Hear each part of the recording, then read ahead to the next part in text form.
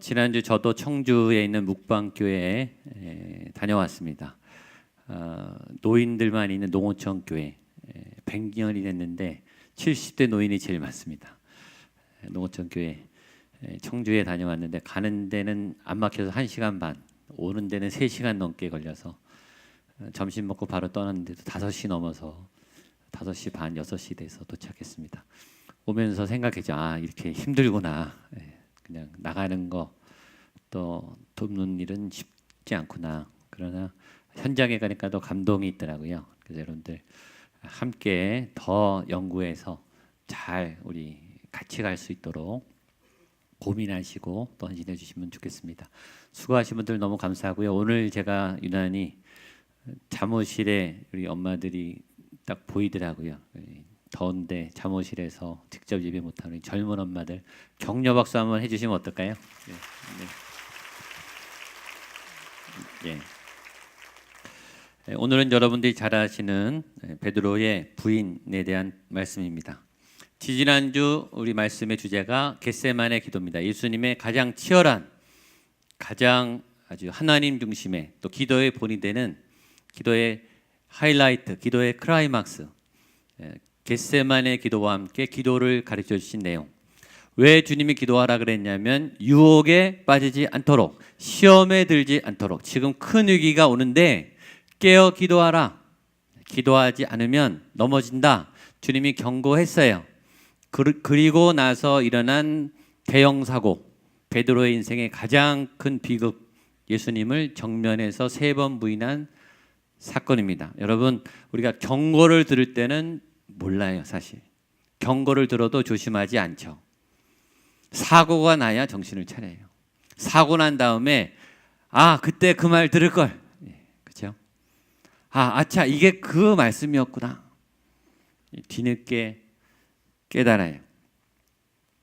베드로는 그 현장에서, 예수님이 죽어가는 현장에서 거짓말, 부인하는 선택을 합니다. 예수님을 부인했던 이득이 있어요. 그것은 베드로는 잡혀가지 않았다는 거죠. 베드로는 그 순간의 위기는 면했습니다. 그러나 그 위기를 넘은 다음에 베드로의 반응은 뭐였냐면 오늘 본문의 맨 마지막이죠. 밖에 나가서 심히 통곡하니라. 생명은 건졌는데, 잡혀가지 않았는데 기쁘지 않았어요. 보람되지 않았어요.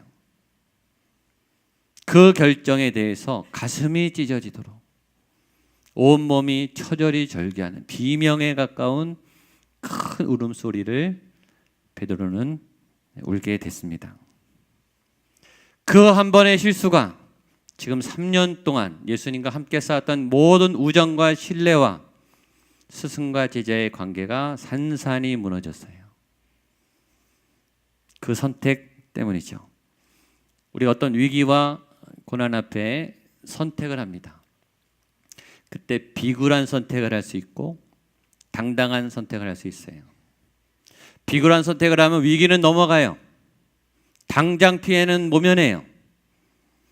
그러나 그 위에 후폭풍이 굉장히 오죠. 당당한 결정은 당신은 힘들어요.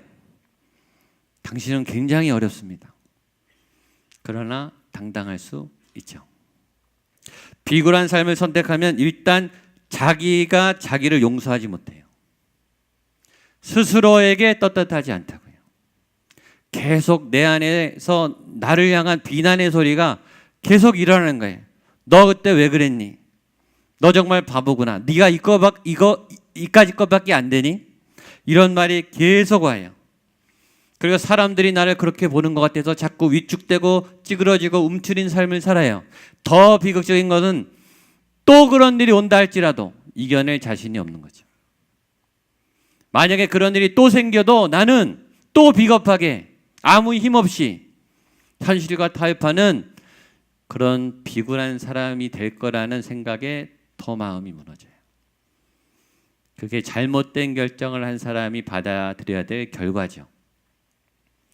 당당한 선택을 하는 사람, 물론 그 사람도 늘 당당하지 않아요. 여러분, 사람이 어떻게 늘 당당하겠어요? 항상 어떻게 이기겠어요? 항상 언제나 용감하겠어요? 항상 언제나 믿음의 선택을 하겠습니까? 넘어지죠. 실수하죠. 비굴한 타협을 한다고요. 그러나 당당한 사람들은 그 자리에서 일단 인정해요. 그래, 내가 잘못했지. 그래, 내 잘못이야. 그게 지금 나야. 그리고 거기서 주저하지 않고 일어나요. 그래, 바뀌어보자. 그래, 노력해보자 하고 다시 뛰어들어서 넘어지지만 다시 일어나요. 그러면 당당한 삶으로 나아가는 방향으로 가는 거죠. 저와 여러분 앞에 그런 선택들이 앞으로 계속 놓여 있습니다.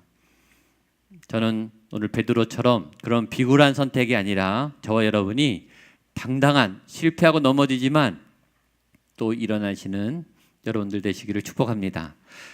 베드로, 반석이란 뜻입니다. 페트라, 페트로스. 원래 본명은 시몬입니다. 베드로란 이름은 예수님이 붙여준 이름입니다. 근데 베드로는 그렇게 반석 같은 사람이 아니에요. 예수님은 베드로를 지금을 보고 이름을 지은 게 아니라 베드로의 미래를 보고 이름을 지어준 거예요. 반석이 아닌데, 믿음이 연약한데 흔들리고 변덕스러운데 너는 반석이야 라고 미래를 보고 지금 축복해 주세요.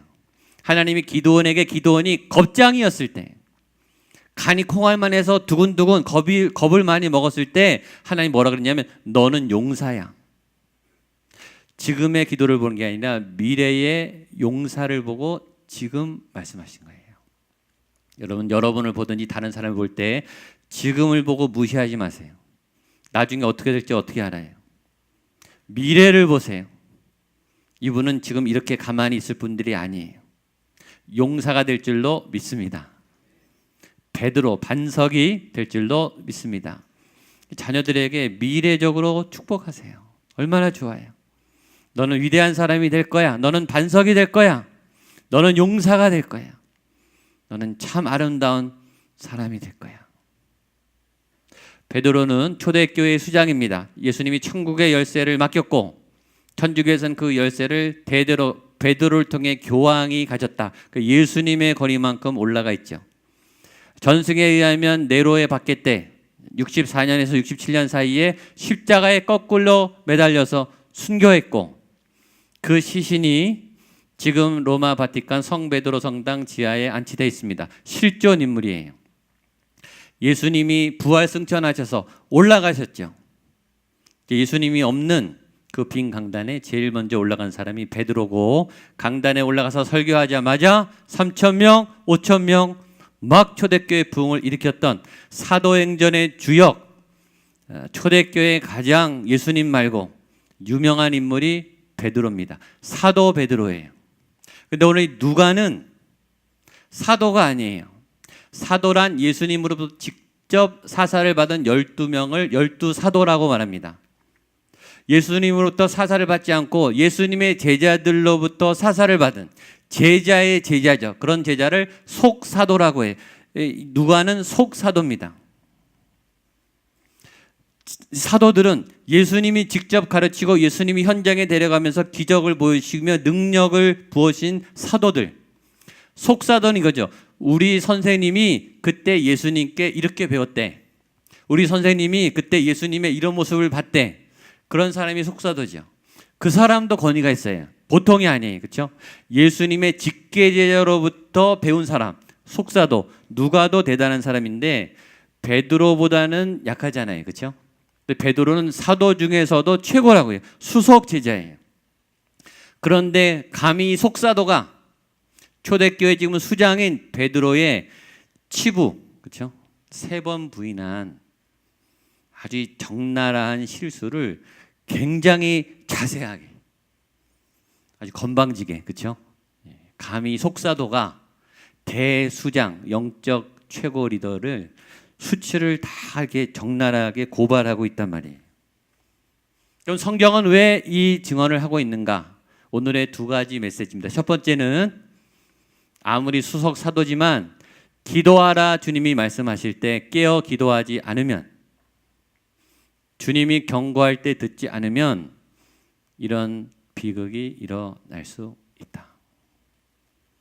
대형 사고가 일어나요. 베드로 인생의 가장 수치스러운, 가장 씻을 수 없는 무너짐이에요. 주님이 여러분에게 어떤 일이 있기 전에 경고하시죠. 기도하라. 준비하라. 들을 수 있는 여러분 되시기를 축복합니다. 두 번째, 왜 누가는 이 베드로의 적나라한 실수를 이렇게 고발하고 있는가? 이유가 있어요. 누가는 누가복음만 쓴 게 아니에요. 누가는 사도행전을 같이 썼습니다. 그래서 누가복음이 1편, 사도행전이 2편이에요. 원래 한 권이에요. 한 권인데 길어서 나눈 거예요. 베드로는 사도행전에서 사도행전 2장부터 나서기 시작해서 사도행전 10장까지 초대교회를 이끄는 거목이 됩니다. 그러니까 오늘 본문은 누가복음과 사도행전을 같이 봐야 의미가 있는 거예요. 메시지가 뭐죠? 이렇게 추락한 베드로가, 이렇게 배신한 베드로가 사도행전에서 예수님을 통해 다시 이렇게 위대한 사도가 되었습니다. 그래서 실수를 쓴 거예요. 아무리 실패한 사람도, 아무리 망가진 사람도 예수님을 만나면 위대하게 변화될 수 있습니다. 당신도 베드로처럼 다시 기회가 옵니다. 예수님 안에 회복되십시오. 그 메시지예요. 그런 놀라운 복음의 메시지를 듣게 되기를 축복합니다. 먼저 기도하지 않은 이 대참사 보겠습니다. 기도하지 않으면 두려움에 지배됩니다. 54절 55절입니다. 시작. 예수를 잡아 끌고 대제사장의 집으로 들어갈새 베드로가 멀찍이 따라가니라. 그 가운데 앉아 있었더니 예수님이 잡혔어요. 그렇죠? 예수님이 잡히기 전에 성만찬할 때 제자들이 뭐라 그러냐면 주님, 우리는 절대 예수님을 안 떠날게요. 절대 배신하지 않을게요. 다 버려도 나는 주님을 따를게요. 베드로가 그러니까 제자들이 다 나서서 우리는 절대 배신 안 합니다. 바로 로마병이 왔어요. 다 도망갔어요. 그게 제자예요. 여러분, 예수님으로부터 직접 3년 동안 배운 제자들도 그 모양인데 저와 여러분은 오죽하겠냐고요. 마음은 아니에요. 마음은 예수님을 배신하고 싶지 않은데 로마 병정이 닥치면 다 도망가요. 그게 저와 여러분이에요. 근데 베드로는 따라갔어요. 괜찮잖아요. 그렇죠? 우리가 있죠. 다 도망갔는데 베드로와 요한은 따라갔다고요. 그런데 거기까지. 우리의 의리는 거기까지. 예수님의 현장에 들어가질 못해요. 옆에서 발을 동동 구르며 안타깝게 구경만 해요. 지켜봐요. 우리의 헌신은 거기까지예요. 왜 못 들어가죠? 두려움 때문이죠. 나도 잡힐까 봐. 나도 죽을까 봐. 우리가 교회에 나와요. 예배 드려요. 헌신해요. 봉사도 해요. 아주 희생적인 봉사를 해요. 그러나 어떤 선에 가면 딱 서요. 두려움이 임해요. 더 헌신하면 안 될 것 같은, 뭘 뺏길 것 같은, 내 삶이 흔들릴 것 같은 그런 영역, 거기까지는 못 들어가요. 내가 할 수 있는 헌신 내에서 끝나는 거예요. 그러면서 사람들은 잘했다 그러죠. 근데 예수님이 어느 날 더 들어와, 더 가까이 와 이렇게 말할 때 주님 왜 그러시죠? 주춤거립니다. 뒷걸음친다고요. 두렵기 때문이에요. 뭔가를 뺏길 것 같아요. 뭔가를 잃어버릴 것 같아요. 인간은 왜 두려워하는가? 어느 철학자가 말했어요. 인간은 왜 두려워할까? 사랑하지만, 지켜주고 싶지만 지킬 능력이 자기 안에 없다는 걸 알기 때문에 두려워한다. 맞는 해석 같아요. 그래서 우리는 결정적인 순간에 이기적이 돼요. 결정적인 순간에 배신을 한다고요. 여러분, 누가 일부러 배신하고 싶겠습니까? 마음은 아니에요, 다. 그러나 현장은 우리를 배신자로 만듭니다. 기도해야, 기도 안에 하나님의 은혜가 있어야 두려움을 넘어설 수 있는 거예요. 두 번째, 기도할 때 기도하지 않으면 거짓말을 하게 돼요. 베드로처럼 56절로 60절입니다. 시작. 한 여종이 베드로의 불빛을 향하여 앉은 것을 보고 주목하여 이르되 이 사람도 그와 함께 있었느니라 하니 베드로가 부인하여 이르되 이 여자여 내가 그를 알지 못하노라 하더라. 조금 후에 다른 사람이 보고 이르되 너도? 베드로가 이르되 이 사람아 나는 아니로라 하더라. 한 시간쯤 있다가 또 한 사람이 장담하여 이르되 이는 갈릴리 사람이니 참으로 그와 함께 있었느니라. 베드로가 이르되 이 사람아 나는 내가 하는 말을 하고 말하고 있을 때 닭이 곧 울더라. 두 번째, 기도할 때 기도하지 않으면 거짓말을 하게 돼요. 거짓말이지 않은데 거짓말을 하게 돼요. 3번 연속, 3번은 완벽한 거짓말을 한다는 뜻이에요. 기도하는 사람, 영성 있는 사람, 하나님을 믿는 사람, 믿음이 있느냐 없느냐의 중요한 특징, 거짓말을 하느냐 안 하느냐예요. 예수님은 진리시거든요. 예수님은 참이세요. 예수님을 닮아가는 사람은 거짓말을 점점 안 하겠죠. 그게 영성이에요. 현대인들은, 현대 크리스찬들은 거짓말을 너무 많이 해요. 너무 잘하고. 헌신자들, 항전직들, 목회자들 거짓말을 너무 많이 해요. 거짓말이 요새는 교양이에요. 언론에서 지식인들, 인텔리들 얼마나 거짓말을 세련되게 잘하는지 몰라요. 그걸 또 거짓말로 알고 다 받아요. 다 거짓말인 줄 알고 농담해요. 그걸 세련되게 해야 교양인이에요. 요새는. 믿음이 없는 거죠. 거짓말을 잘 하게 돼요. 죄인들은. 보세요. 여러분 이 시간이 2-3시간 됐습니다. 2-3시간 걸렸어요. 베드로가 3번의 거짓말을 하는 사이에 2-3시간이 흘렀다고요. 그동안 베드로와 예수님이 쌓은 우정은 3년 동안 너무 좋았어요. 너무 끈끈했어요. 영적으로, 인간적으로, 경험적으로, 삶으로 너무 좋았던 그 3년의 우정이 2시간 만에 박살이 났어요. 단 3마디예요. 단 3마디. 많은 말도 아니에요. 3마디. 여자여 나는 그를 알지 못하노라. 이 사람아 나는 아니라. 이 사람아 나는 내가 하는 말을 알지 못하노라. 딱 3마디에 와르르 무너졌어요. 여러분. 그것도 좀 높은 사람, 위대한 사람한테 한 거짓말이 아니라 여종한테, 하찮은 여인에게, 하찮은 종에게, 나도 모르는, 나에게 영향력도 어떤 모르는 어떤 사람에게, 내 인생에 별로 중요하지 않았던 사람에게 죄는 굉장히 사소한 데서 크게 무너지는 거예요.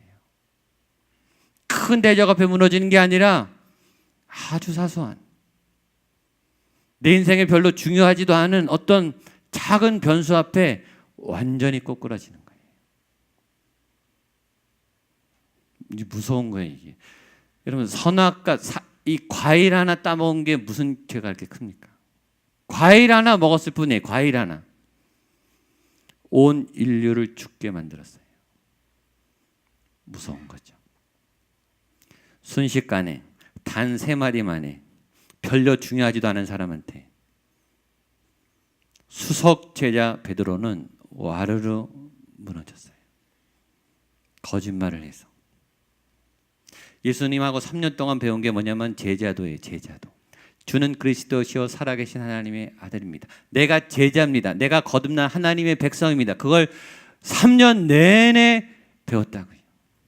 근데 베드로가 뭐라 그랬죠? 나는 아닙니다. 나는 제자가 아니고 나는 예수님을 믿지 않고 나는 저 사람 모르고.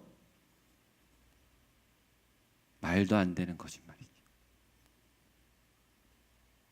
기도하지 않으면 이렇게 된다니까요.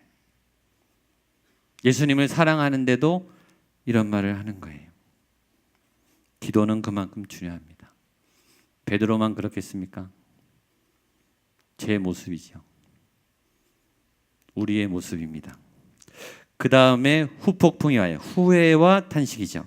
61절 62절입니다. 시작. 주께서 돌이켜 베드로를 보시니 베드로가 주의 말씀 곧 오늘 닭 울기 전에 내가 3번 나를 부인하라 하심이 생각나서 밖에 나가서 심히 통곡하니라. 그 결과는 위기는 넘겼을지 몰라도 생명은 건졌을지 몰라도 어마어마한 후폭풍. 제가 여러 번 설교했어요. 예수님이요 그 다음에 부활하셔서 베드로를 3번이나 찾아와요. 베드로는 예수님을 안 만나요. 못 만나는 거죠. 누구보다 예수님을 계속 사랑하고 있어요. 보고 싶죠. 부활의 예수님을 만나고 싶은데 이 사건 때문에 베드로는 뒤에서 겉돌아요. 못 나가는 거예요. 이 시간 이후로 베드로의 믿음은 멈춘 거예요. 앞으로도 계속 멈추는 것 같죠. 이렇게 과거의 어떤 큰 비극에 멈춘 분들 여기 계시죠. 앞으로 못 나가는 거예요. 이 사건이 얼마나 끔찍한지. 그리고 계속 후회하죠. 그때 그러지 말걸. 그때 안 그랬어야 되는데. 돌이킬 수 없는 거예요. 그리고 생각할 때마다 비통한 눈물이 올라오는 거예요. 그런데 오늘 이제 사도행전을 볼 거예요. 여기서 끝이 아닌 거예요. 오늘 본문은 여기서 끝나지만 우리는 사도행전에 변화된 베드로가 지금 법정에서 부인했잖아요. 다시 그 법정에 사도행전 4장에 씁니다. 변화된 베드로를 보려고 합니다. 그래서 오늘의 핵심 주제는 여기서 끝이 아니라는 거예요. 한번 따라하시죠. 여기서 끝이 아닙니다. 아직 끝나지 않았습니다. 옆에 분에게 여기서 끝이 아닙니다. 아직 끝나지 않았습니다.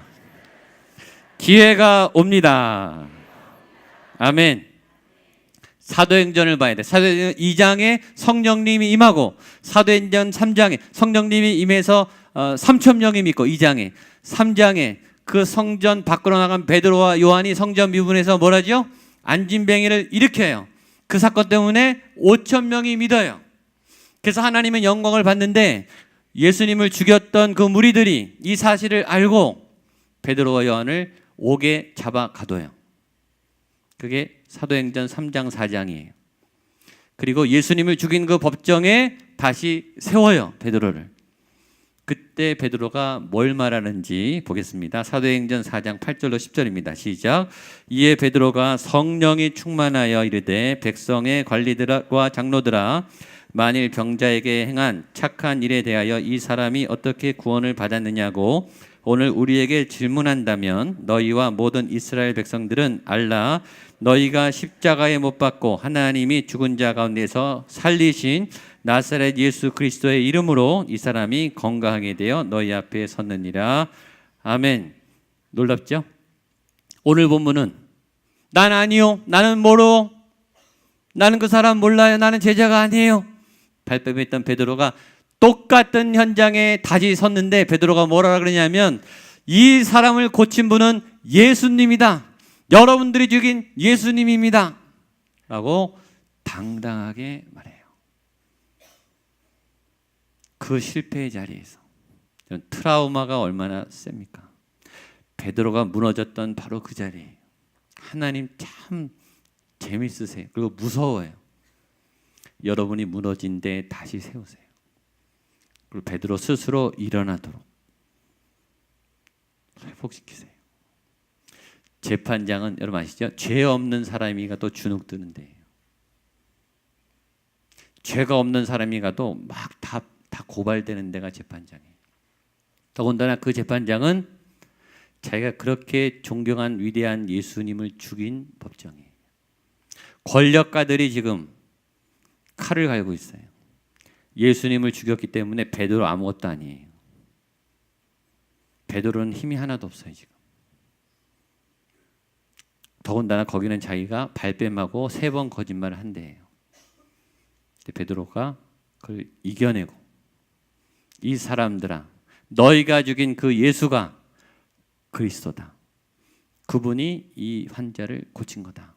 라고 당당히 증언해요. 어떻게 이럴 수 있었을까요? 오늘 성경이 말합니다. 사도행전 4장 8절 제가 앞에 읽어볼게요. 이에 베드로가 성령이 충만하여 이거예요. 따라하세요. 성령이 충만하여. 성령이 충만하여. 한 번 더 따라할 때 성령님이 여러분에게 충만히 임하기를 축복합니다. 성령이 충만하여. 성령이 충만하여. 사모하십시오. 여러분에게 성령이 충만하게 되기를 축복합니다. 이 힘이에요. 성령님은 임해야 임하는 거예요. 여러분이 아무리 몸부림치고 소리를 질러도 안 임하면 없는 거예요. 그럼 내 힘으로 살아야 되는 거예요. 성령님은 위로부터 전적으로 은혜로 부어지는 거예요. 값없이 부어지는 거예요. 저는 여러분들이 성령이 충만하게 되기를 축복합니다. 우리 교회는 여기 목숨을 걸어야 되는 거. 우리 예배에 성령님이 임해야 이런 힘이 나오는 거예요. 사람을 무서워하지 않게 되는 힘, 권세를 무서워하지 않는 힘, 거짓말을 안 할 수 있는 힘, 그게 성령의 능력인 거예요. 그건 부어지는 거예요. 부어지는 거. 위에서부터 공짜로 무조건적인 은혜로. 여러분 찬양할 때, 기도할 때, 오늘 이 말씀을 들을 때 여러분에게 성령이 충만해지기를 축복합니다. 두 번째, 그러면 말씀의 능력이 나타나는 거예요. 사도행전 4장 4절 보겠습니다. 시작. 말씀을 들은 사람 중에 믿는 자가 많으니 남자 수가 약 5천이나 되었더라. 말씀의 영향력. 여러분, 사람들이 사람의 말을 듣고 5천 명이 어떻게 모이겠어요? 안 믿는 사람도 아는 거예요. 아, 베드로가 하나님의 말을 하네. 그래서 모이는 거죠. 여러분의 말을 하는 것과 안 믿는 사람들도 하나님의 말을 하는 것은 구별한다는 거예요. 그리고 하나님의 말을 하면 온다는 거예요. 교회 부흥은 이렇게 일어나야 될 줄로 믿습니다. 저는 경영학적 방법도 알아요. 어떻게 하면 사람이 잘 모이는지 알아요. 뭘 하면 사람들 많이 모을 수 있는 방법 알아요. 그렇게 부흥하는 교회도 많아요. 저는 그런 방법을 안 써요. 그렇게 부흥하면 뭐 하겠냐고요. 부흥은 진짜 말씀을 들은 사람이 모일 때 부흥이에요. 전 저희 교회가 그렇게 부흥되기를 축복합니다. 그렇게 불길같이 부흥의 불씨가 일어날 줄로 믿습니다. 21세기 들어가자마자 전 세계 모든 기관과 영역에서 변화를 부르짖었어요. 변화 변혁의 시대. 우리는 다 바꿔야 된다. 가족 빼고 다 바꿔라. 수시로 바꾸고 때를 따라 바꾸고 기업체, 회사, 학교, 병원, 은행 다 바꿨어요. 지금도 그 변화의 선상에 있어요. 변화를 생각하면서 우리는 기억해야 돼요. 변질을 조심하셔야 돼요. 변질. 변화는 건강하게 성숙한 것이라면 변질은 나빠지는 거예요. 베드로가 변질됐어요, 여러분. 3년 동안 그렇게 잘 믿던 베드로가 변질됐다고. 여러분, 잘 믿던 사람이 변질돼요. 신앙 좋았던 사람이 변질된다고. 그런데 놀라운 것은 변질될 때 그 사람은 몰라요. 자기는 잘 믿는 줄 알고 있어요. 남들은 다 아는데 본인만 몰라요. 변질된 거를. 여러분, 목회자가 제일 변질되기가 쉬워요. 본인만 모를 때가 있어요. 항존직들이 제일 변질되기가 쉬워요. 헌신하고 있으니까. 본인 믿음이 좋은 줄 안다고요. 잘 보셔야 돼요. 변질되지 않고 변화되시기를 축복합니다. 여러분, 처음에는 다 좋게 시작해요. 결혼할 때 다 좋게 시작하죠. 아이 낳을 때 다 좋게 시작하죠. 처음 믿을 때 다 좋게 시작한다고요. 성령님 안에서 변화와 성숙을 이루어야 우리는 아름답게 성숙해지는 거예요. 베드로처럼. 베드로가 이제 갈수록 좋아집니다. 갈수록 견고해집니다. 갈수록 하나님의 역사가 나타납니다. 저는 제가 또 여러분이 성령님 안에서 정말 아름다운, 정말 놀라운 이런 건강한 변화가 일어나게 되기를 축복합니다. 기도하겠습니다.